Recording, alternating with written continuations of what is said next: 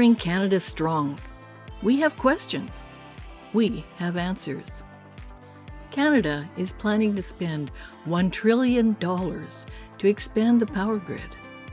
One pillar of the plan is to connect Canada's fragmented grids east, west, north through new and expanded transmission lines. We talked with Randy Stubbings, a retired professional engineer with 45 years of experience in the Alberta electricity industry.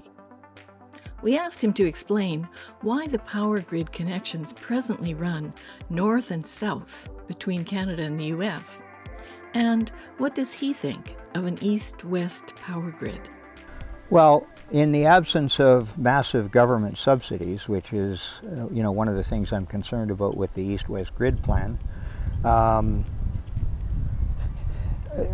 systems develop in an economically rational way, and so you see that BC, British Columbia, has a close connection with the Western Interconnection.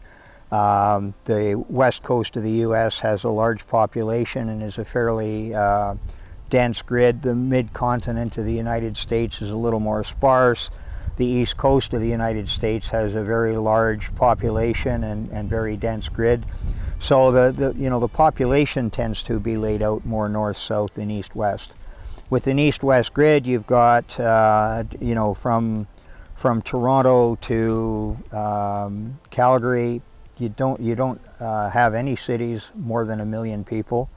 I think Winnipeg's probably the closest one, but that's a long distance, sparse population, and so building a grid in that scenario takes a lot of money per person or per megawatt.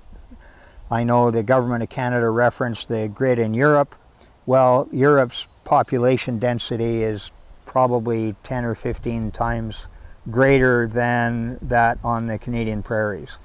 So it's really economics that has driven the design of the grid. Hydro-Quebec had a lot of hydropower, and it was, they were able to export it onto the east coast of the United States. Again, there's a lot of people, that kind of thing. It's just, historically, that's what made sense.